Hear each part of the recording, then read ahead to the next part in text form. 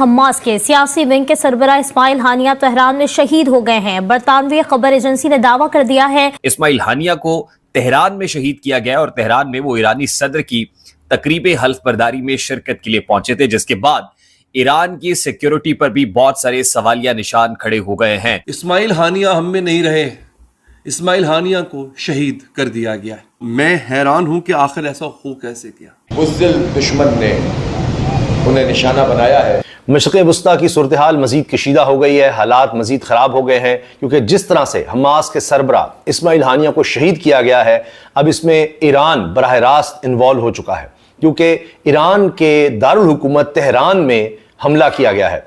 Tehran में guest house में इस्माइल हानिया मौजूद थे जब यह हमला हुआ।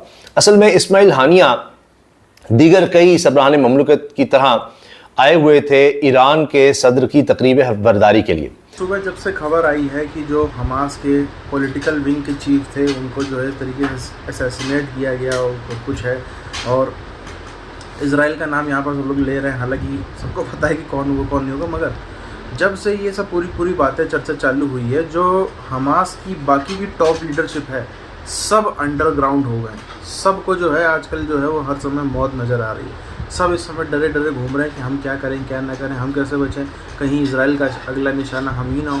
मगर उसके बीच में पाकिस्तान से और दुनिया के अलग अलग कोनों से जो है वो आवाज़ें उठने लगी हैं, कोई नहीं होगा तो हम जा कर के लिए फ़िलिस्तीनियों के लिए हमास के लिए लड़ाई लड़ेंगे। अब देखें, हमास कोई देश नहीं है, हमास कोई कुछ नहीं है, हमास कोई शांति संगठन भी नहीं है कि भाई ये हॉस्पिटल चलाते हो, यूनिवर्सिटी चलाते हो, ये जो है वो लोगों को खाना खिला रहे हैं मुफ्त, ये लोगों को इलाज कर रहे हैं, कुछ भी नहीं।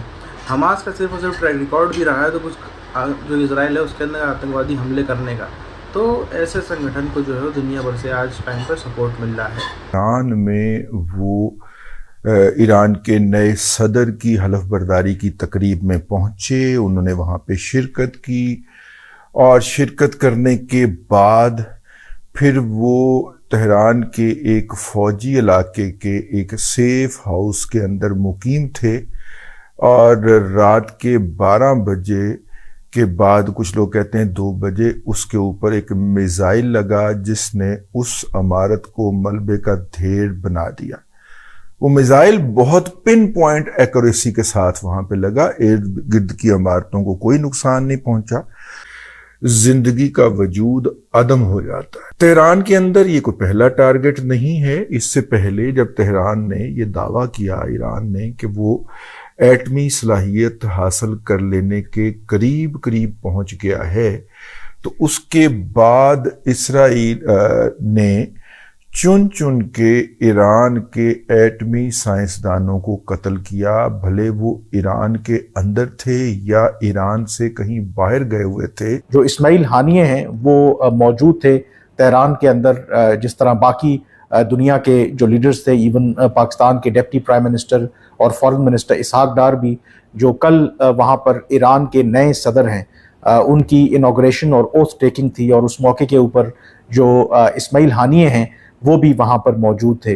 लेकिन फिर सुबह ये खबर आई, जो ईरान का रेवोल्यूशनरी गार्ड हैं उनके तर्जुमान ने ये शॉकिंग खबर दी कि इस्माइल हानिया और उनके साथ एक जो सिक्योरिटी गार्ड थे उनको कत्ल कर दिया गया है। पहली बार नहीं हुआ कि ईरान की सरजमीन पर हमास के लीडर्स को शहीद किया गया हो। 2004 में क्या हुआ सबके सामने, और 2004 में जो हमास के सरबराह को शहीद किया गया था वो तो खुद कहते थे कि नेचुरल डेथ पर मैं किसी अपाची हेलीकॉप्टर पर आए हुए किसी शख्स की जानिब से शहीद किए जाने को तरजीह दूंगा। अब इस्माइल और फिर न्यूक्लियर साइंटिस्ट जो है, ईरान के अपने न्यूक्लियर साइंटिस्ट जो है, जिस अंदाज में पहले टारगेट किए गए हैं वो भी सबके सामने है।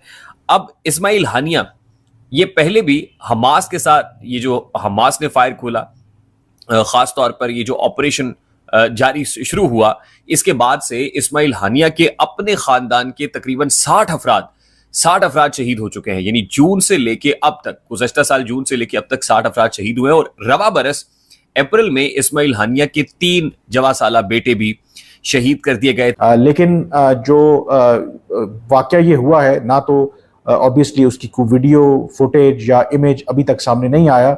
उसके फौरी बाद फिर हमास के तर्जुमान ने तस्दीक की कि हमास के लीडर को असैसिनेट कर दिया गया है, और उन्होंने बराह रास्त इल्ज़ाम इसराइल के ऊपर लगाया है कि इसराइल ने इस कावर्डली एक बुज़दिलाना कार्रवाई में इस्माइल हानिया को असैसिनेट और शहीद कर दिया। ईरान के सुप्रीम लीडर आयतुल्लाह खमेनी ने कहा है कि हम हर सूरत इसका बदला लेंगे, ये हम पर फर्ज है। और नए सदर मसूद, ईरानी सदर मसूद ने भी कहा है कि हम अब ऐसे बदला लेंगे कि पछताएगा। उन्होंने कहा है काबिज़ीन जो फ़लस्तीन पर काबिज़ हैं, इस तरह का हम बदला लेंगे कि वो इस हमले पर पछताएगा। ये सब कुछ कहा जा रहा है। इसमें चीन और रूस की भी एंट्री हो गई है। हम पीछे नहीं हटेंगे।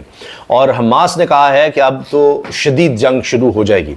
हमास के तर्जुमान की तरफ से भी इस तरह के ऐलानात हुए हैं।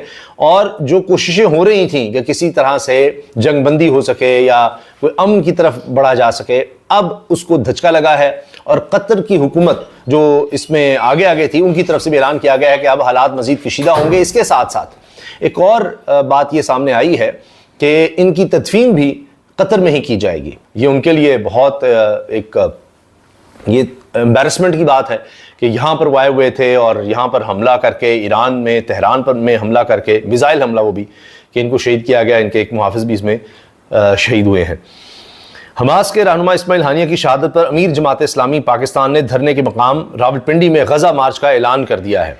और इन्होंने कहा है कि जी अब गज़ा मार्च लियाकत रोड रावलपिंडी पर होगा। गज़ा मार्च के इख्तिताम पर इस्माइल हानिया की गायबान नमाज जनाजा अदा की जाएगी। इस्माइल हानिया का कत्ल नाकाबिल कबूल है। रूस और चीन की शदीद मजम्मत। हमास ने अपने सरबराह इस्माइल हानिया की शहादत पर बयान भी जारी कर दिया है कि हम इसका भरपूर बदला लेंगे। इस्माइल हानिया पासदार इनकलाब के गेस्ट हाउस में मुकीम थे, जिसे मिसाइल से निशाना बनाया गया। इसराइली मीडिया ये कह रहा है। इससे पहले ईद के मौके पर इसराइल ने गजा पर हमला किया। इस्माइल हानिया के 3 बेटे और 3 पोते उस वक्त शहीद हुए थे। इसके अलावा इनके ख़ानदान के दीगर लोग भी शहीद किए गए हैं। अहलिया का कितनी बहादुरी से ये पैगाम सामने आया है। और ये जंग किसी भी सूरत इसराइल जीत नहीं सकता। जब ये लोगों का जज्बा होगा तो किस तरह इसराइल समझता है कि वो ये जंग जीत सकेगा। इसके साथ साथ दीगर खबरों में ये कहा जा रहा है, मौलाना फजल रहमान साहब की तरफ से इस्राइली जारियत और इस्माइल हानिया की शहादत पर भरपूर मुजाहरे किए जाएंगे और जंग अब गजा तक महदूद नहीं रहेगी, नई सफबंदी होगी। हाफिज नईमुर रहमान। तो हमले में हिजबुल्लाह कमांडर फवाद शुक्र मारे गए हैं। इसराइल का दावा है कि हमने बैरूत पर भी किया, क्योंकि अभी ये कह रहे थे हिजबुल्लाह की तरफ से भी चूंकि हमला हुआ है तो हमने उसका बदला लेना, इसराइल ने कहा था। इस्माइल हानिया की तदफीन जुम्मे को दोहा में की जाएगी, इसका ऐलान कर दिया गया है। और इस्माइल हानिया के कत्ल का बदला लेना तेहरान का फ़र्ज़ है, आयतुल्लाह खमेनी। इसमें जो मैंने आपसे अर्ज़ किया कि चीन और रूस ये 2 अहम मुल्क हैं जो मुसलसल बयान देते रहे हैं। आज सुबह ही खबर आई हमास चीफ के मारे जाने की। हम सब ने सुना कि कैसे ईरान के अंदर, जहाँ पे नए जो ईरान के प्राइम मिनिस्टर बने हैं, प्रेसिडेंट बने सॉरी, उनका जो है वो बाकायदा समारोह चल रहा था। उसमें भारत से भी नितिन गडकरी, सब लोग, अच्छा खासा इवेंट था, देश दुनिया के लोग वहाँ पर आए थे। उस बीच में जो असैसिनेट किया, और अभी तक तो दुनिया का ही दावा मैं कहूँगा कि मोसाद ने किया, दुनिया कह रही कि इजराइल ने करवाया है। उसमें पहले तो खूब तमाशा मचा, खूब ही होने लगा। पाकिस्तानी मीडिया ये तक कहता था कि अब तो इजराइल जो है वो बाज ही नहीं आएगा, अब तो इजराइल बदमाशी पर उतर आया है, अब तो इजराइल जो है वो किस तरीके से रुक ही नहीं रहा है। लेकिन इसी बीच में पाकिस्तान के अंदर से आवाज़ें उठने लगी हैं कि कोई नहीं होगा तो हम बदला लेंगे। वैसे भी आप सबको पता है, चाहे पाकिस्तानी हो चाहे भारत में एक बड़ा वर्ग हो, आप इनके सोशल मीडिया के डीपीज देखोगे, व्हाट्सएप और सबकी डीपी देखोगे तो आगे के जो है फ़िलिस्तीन का झंडा नज़र आएगा। तो ये जो फ़िलिस्तीन का झंडा है, ये पिछले 1 साल से हमको सबकी डीपीओं पर तो नज़र आ रहा है।